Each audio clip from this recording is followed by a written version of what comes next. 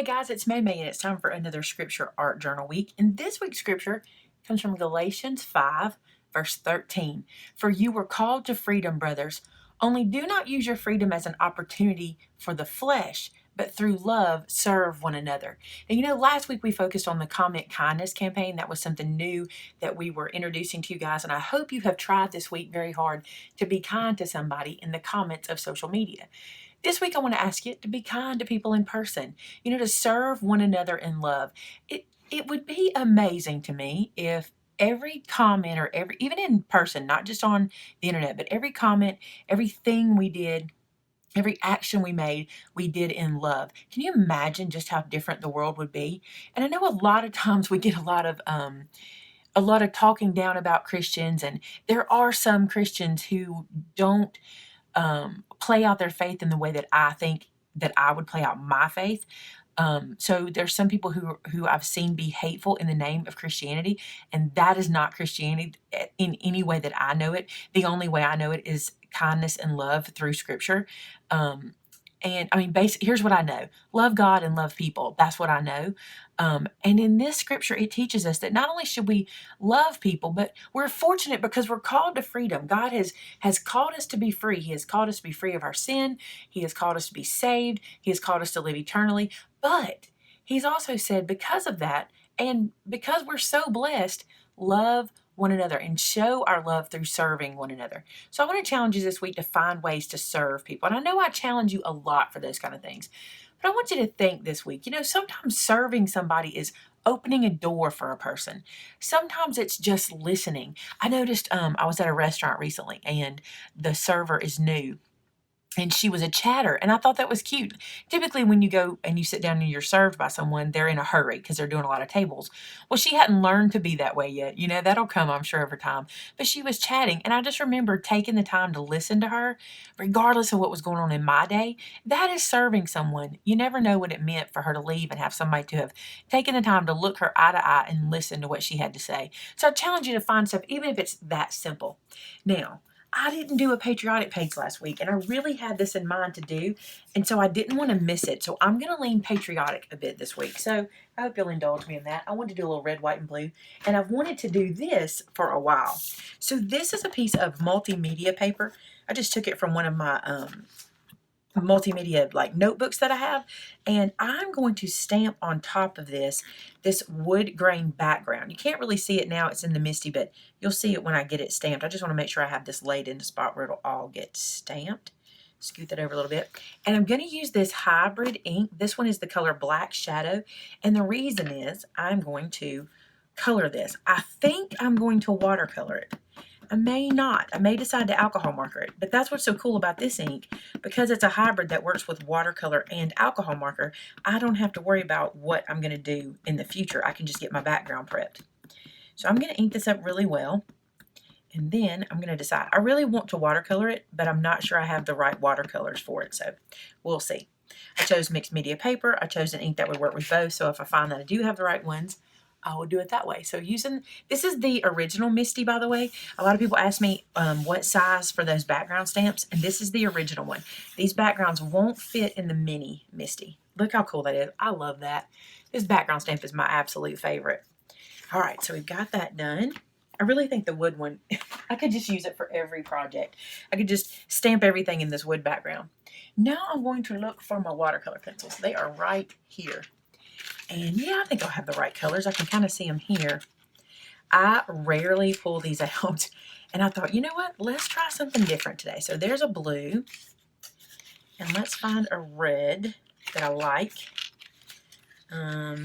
These are kind of pinky salmon. What color is this one? It says cherry red. I might use that one. These are just Michael's Artist Loft watercolor. So nothing fancy here, just some color pencils.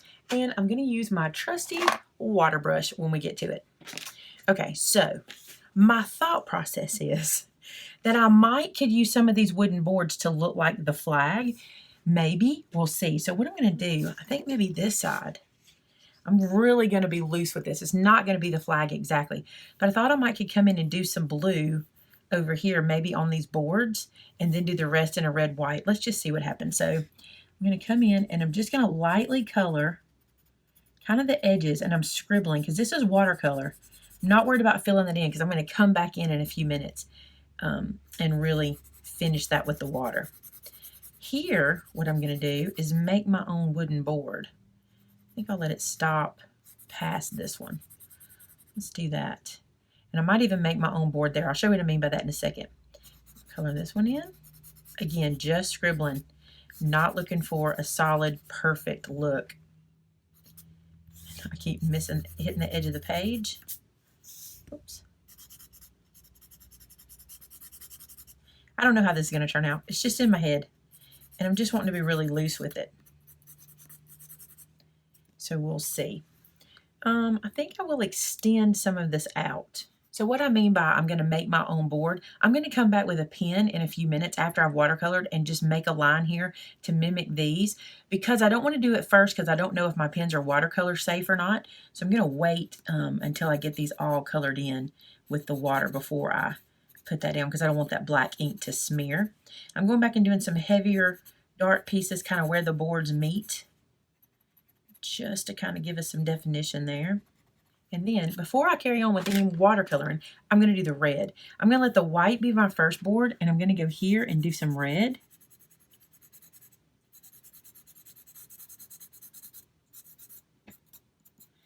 And then here I'm going to skip every other board. So one will be white, one will be red. You get the idea? Kind of like a flag, not exactly. So now I've got my little water brush. This is just a Crayola water brush I picked up from Walmart some time ago. And I'm going to start up here in this corner and just start adding some water and just kind of move those colors around. Again, I want to stay kind of thicker at the edges of the board or darker at the edges of the board and let the middle just kind of be lighter. And I'm not really stressing. I say that all the time. I'm not stressing. We're just doing some watercolor. I think it'll be fun. So come over here. You squeeze a little bit to get some water in your brush, and then you just work it around. Now, if I was a good watercolorist, I would probably have taped this paper down, but I didn't. So we're just going to go with what we get. If it warps a little bit, I'm not going to worry because we're going to glue it into place.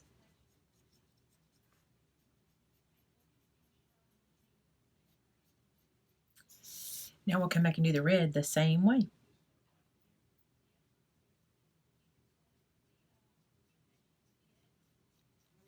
So there are the red and the blue, and it leaves us with the white, but I think the white's a little too white. So I'm going to look into my color pencils and see if I can find a pale gray that I can use. What is this? A nice gray.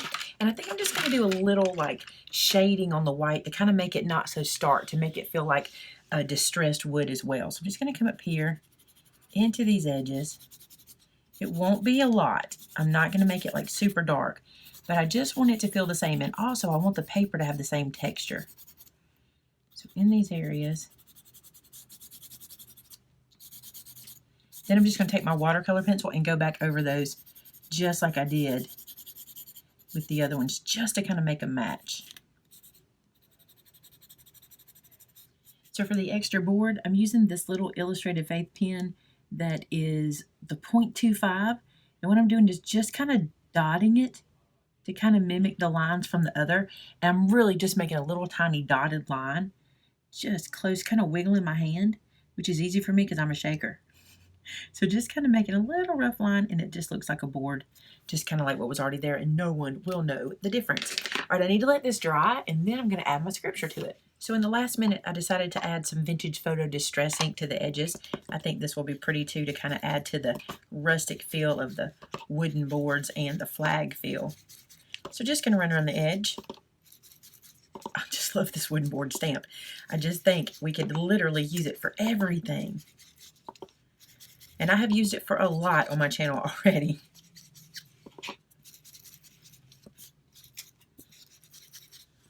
The edges of my paper are kind of lifting up, and I'm really okay with that. When you see how I'm going to put my scripture on, you'll see why that won't matter either.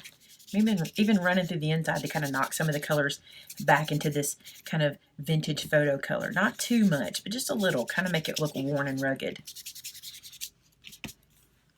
I love how that's looking. Let me bring it up close for you guys to see it. That's pretty. Okay, cover this up.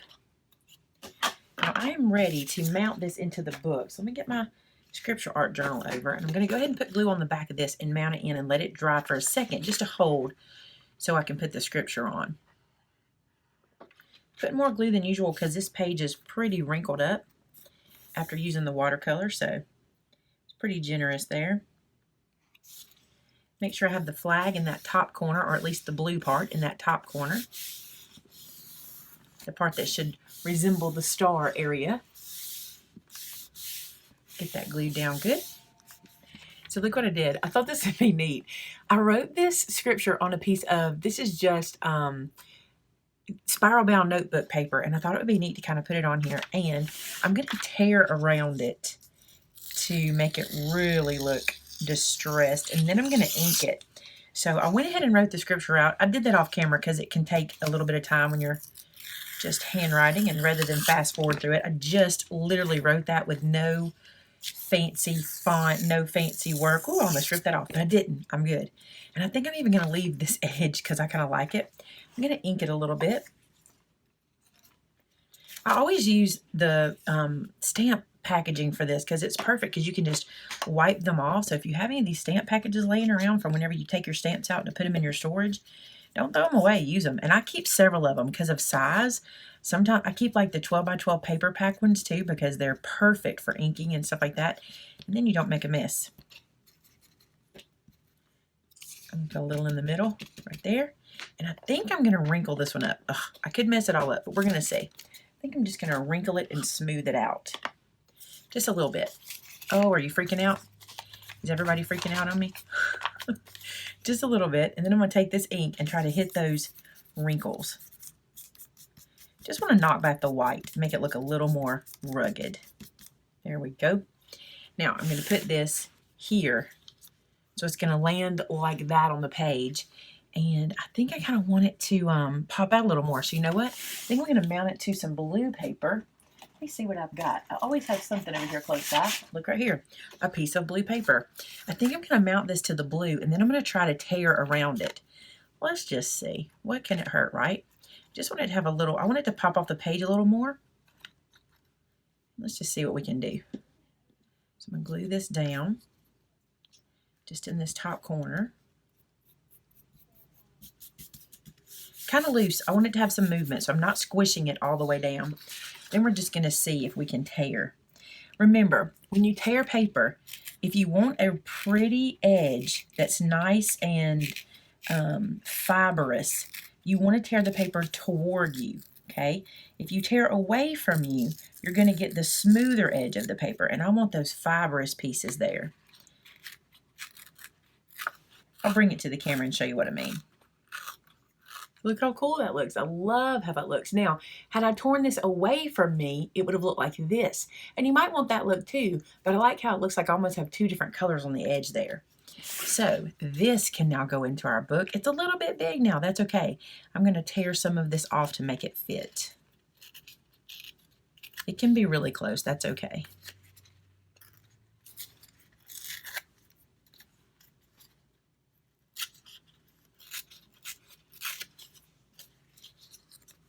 That's going to just fit. I'm going to go with that. I'm going to glue that in.